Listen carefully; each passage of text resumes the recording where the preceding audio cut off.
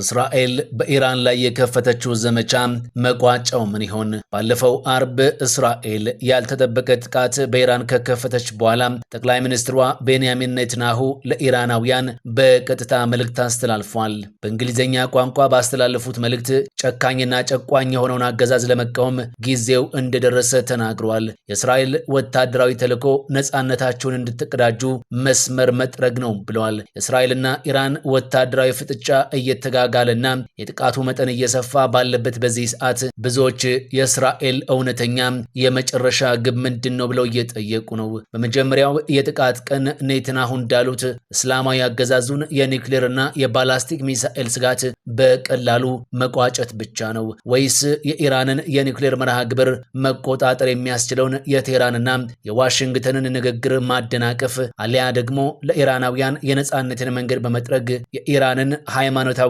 አገዛዝ እስከ ወዲያኛው የማሰናበትን ግብ ያደረገ ነው? ጀነራሎችን ወይንስ ትራምፕን? እነማንን ይሰማሉ?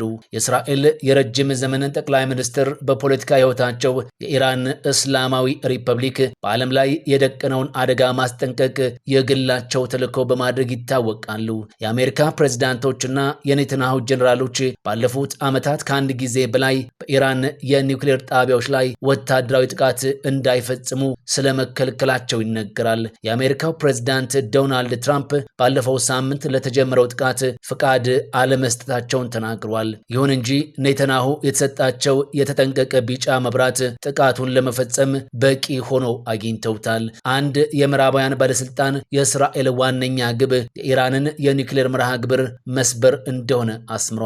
ይህ ውሳኔ ዓለም አቀፉ የአቶሚክ ኃይል ኤጀንሲን ጨምሮ በቀጠናው ባሉ ሀገራት ሰፊ ውግዘት ገጥሞታል። የኤጀንሲው ዳይሬክተር ራፋኤል ግሮሲ አውዱ ወይም ሁኔታው ምንም ይሁን ምን የኒውክሌር ጣቢያዎች መጠቃት እንደሌለባቸው በተደጋጋሚ ጊዜም ተናግሬያለሁ ብለዋል። ከዚህ ባሻገርም ዓለም አቀፍ የህግ ባለሙያዎች ጥቃቱ በዓለም አቀፍ ህግ ወጥ ነው በሚልም እያወገዙ ነው። ይሁን እንጂ ብዙዎቹ የእስራኤል ጠቅላይ ሚኒስትር ግብና የከፍተኛ አማካሪዎቻቸውና አጋሮቻቸው ግብ አንድ መሆኑን ይጠይቃሉ። በቻተም ሃውስ የመካከለኛው ምስራቅና ሰሜን አፍሪካ ፕሮግራም ዳይሬክተር የሆኑት ዶክተር ሳናም ቫኪል ኔትንያሁ የአገዛዝ ለውጥ ለማምጣት የግል ፍላጎታቸው ላይ ቢያተኩሩም የእስራኤል የፖለቲካና ወታደራዊ ተቋማት ግን የኢራንን የኒውክሌር መርሃ ግብር ለመቀልበስ በእጅጉ ቁርጠኛ ናቸው ይላሉ።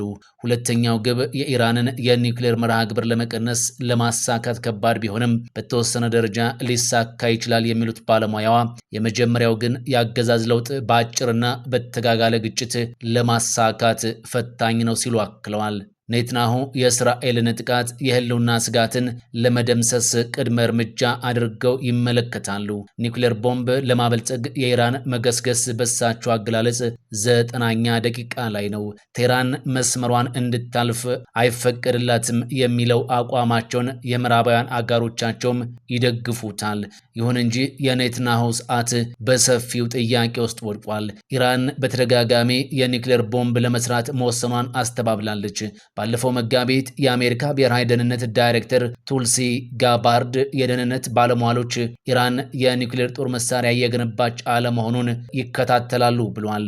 ዓለም አቀፉ የአቶሚክ ኃይል ኢነርጂ ኤጀንሲ በቅርቡ ባወጣው የሩብ ዓመት ሪፖርቱ ኢራን በቀላሉ ጦር መሳሪያ የሚሰራ 60 በመቶ የተጣራ የዩራኒየም ክምችት ላይ መድረሷን ወይም 9 የኒውክሌር ቦምብ መስራት የሚያስችል አቅም አላት ብሏል። ባለፉት ጥቂት ቀናት የኢራን ሰፊ የኒውክሌር መርሃ ግብር 3ቱ ቁልፍ ጣቢያዎች ኢላማ ተደርጓል። እነዚህም ናታንዝ፣ ኢስፋሃን እና ፎርዶው ጣቢያዎች ናቸው። ዓለም አቀፉ የአቶሚክ ኃይል ኤጀንሲ በናታንዝ ጣቢያ ከመሬት በላይ ያለው የነዳጅ ማቀነባበሪያ መውደሙን ገልጿል። ኤጀንሲው በኢስፋሃን 4 ወሳኝ ህንፃዎች እንደተጎዱ ማስታውቋል። እስራኤል በኢራን የኒውክሌር ጣቢያዎች ላይ ያደረሰችውን ጉዳት ግዙፍ ስትል ኢራን በአንጻሩ የተወሰነ ነው ብላለች። በተጨማሪም እስራኤል የእውቀት ምንጭ ያለቻቸውን የኢራን ባለሙያዎችን እየገደለች ሲሆን እስካሁን 9 የኒውክሌር ተመራማሪዎችንና በርካታ ከፍተኛ ወታደራዊ መኮንኖችን ገድላለች። ወታደራዊ ጦር ሰፈሮችን የሚሳኤል ማስወንጨፊያና ማምረቻዎችን የሚያካትተው የጥቃት ዝርዝር አሁን ወደ ምጣኔ ሀብትና የነዳጅ ጣቢያዎች ሰፋ ብሏል። ኢራንም በበኩሏ አጸፋዊ እርምጃ እየወሰደች ሲሆን በሁለቱም ወገን የንጹሃን ተጎጂዎች ቁጥር እየጨመረ ነው። ነገር ግን በኢራን ሰፊ የኒውክሌር መርሃ ግብር ላይ እስራኤል ወሳኝ ጉዳት ለማድረስ ሁለተኛ ግዙፍና በእጅጉ ጥበቃ የሚደረግለትን ፎርዶ ጣቢያን መምታት አለባት። አንዳንድ ባለሙያዎች በተራሮች ስር በጥልቅ የተገነባው ውስብስብ ጣቢያ ኢራን የጦር መሳሪያ ለመሆን የተቃረበውን አብዛኛውን ዩራኒየም ያከማቸችበት ስፍራ ነው ብለው ያምናሉ። የእስራኤል መገናኛ ብዙሃን የወቅቱ ግብ ወደዚህ ጣቢያ የሚወስዱ መንገዶችን መዝጋት ለመሆኑ እየዘገቡ ነው።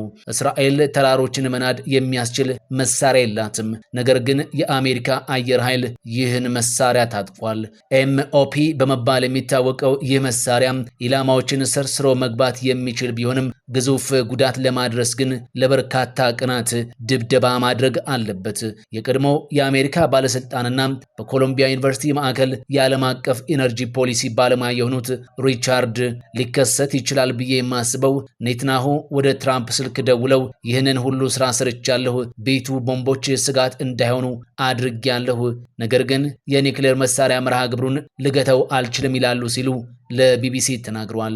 አንድ የምዕራባዊ ባለስልጣን ፕሬዚዳንት ትራምፕ ምን እንደሚወስኑ እስካሁን ግልጽ አይደለም ብለዋል።